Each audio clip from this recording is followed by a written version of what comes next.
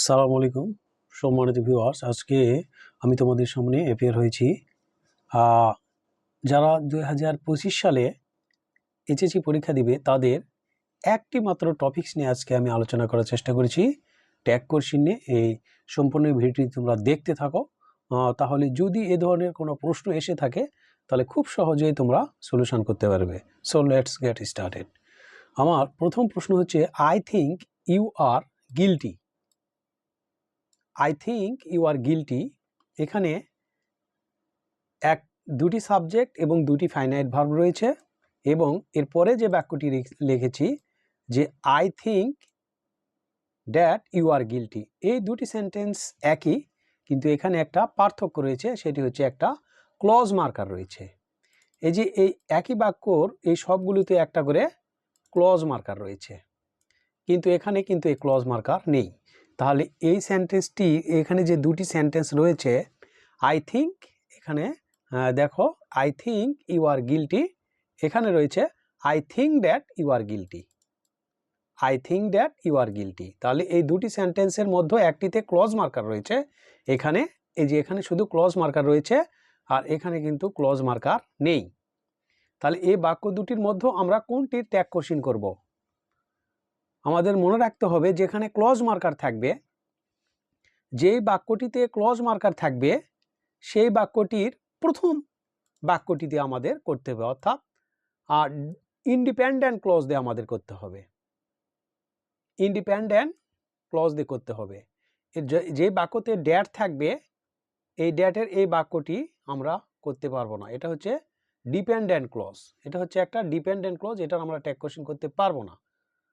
যদি এখানে ড্যাট না থাকে তাহলে আমরা কোন বাক্যের ট্যাগ কোশ্চেন করব? I think, I think, I hope, দ্বিতীয় বাক্যটি রয়েছে আই হোপ, তৃতীয় বাক্যটি রয়েছে আই বিলিভ, চতুর্থ বাক্যটি রয়েছে আই ফিল, পঞ্চম বাক্যটি রয়েছে আই নো, এবং ষষ্ঠ বাক্যটিতে রয়েছে আই গেস।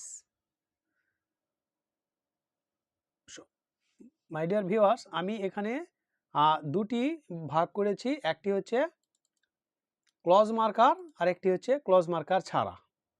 তো এ ধরনের বাক্যর ক্ষেত্রে আমাদের করতে হবে, যেখানে ক্লজ মার্কার থাকবে না, যেখানে ক্লজ মার্কার থাকবে না সেখানে আমাদের দ্বিতীয় বাক্যটি ট্যাগ কোশ্চেন করতে হবে। আর দ্বিতীয় বাক্যটি যদি আমরা ট্যাগ কোশ্চেন করতে যাই তাহলে I think you are guilty, তাহলে দ্বিতীয় বাক্যটি হচ্ছে ইউ আর গিলটি, তাহলে আমাদের ট্যাগ কোশ্চেনের উত্তর হচ্ছে aren't, aren't you, aren't you. তাহলে আমরা এখন দ্বিতীয় বাক্যটিতে যাই, পরেরটা, I think that you are guilty, আমি ভাবছি যে, বা আমি মনে করছি যে তুমি অপরাধী, গিলটি মানে অপরাধী। তাহলে এখানে আমরা কোন বাক্য ট্যাগ কোশ্চেন করব? অবশ্যই আমাদের এই প্রথম বাক্যটি ট্যাগ কোশ্চেন করতে হবে, আই থিঙ্ক। তাহলে আমাদের মনে রাখতে হবে যে I think, I hope, I believe, I feel, I know, I guess, এ ধরনের বাক্যর ক্ষেত্রে দুটি বাক্য যদি থাকে সরাসরি, তাহলে আমরা দ্বিতীয় বাক্যটির করব, আর যদি ক্লজ মার্কার ড্যাট দিয়ে যদি থাকে তাহলে আমরা প্রথমটির করব। তাহলে যেহেতু এখানে ড্যাট রয়েছে, এখানে ক্লজ মার্কার ড্যাট রয়েছে, তাহলে আমাদের প্রথম বাক্যটির করতে হবে। তাহলে আমাদের ট্যাগ কোশ্চেন হচ্ছে ডোন্ট আই, আমাদের ট্যাগ কোশ্চেন হচ্ছে দ্বিতীয়টাতে ডোন্ট আই। নেক্সট এভাবে আমরা সবগুলো করতে পারবো। তাহলে I hope he can pass, তাহলে আমাদের উত্তর হচ্ছে he can pass, can't he, can't he, can't হি।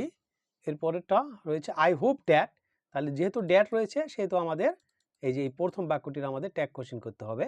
তাহলে আমাদের ট্যাগ কোশ্চেন হচ্ছে ডোন্ট আই, ডোন্ট আই, আমাদের ট্যাগ কোশ্চেন হবে ডোন্ট আই। নেক্সট এরপরে রয়েছে I believe you will go, তাহলে আমাদের অবশ্যই দ্বিতীয় কোশ্চেনটা করতে হবে ওন্ট,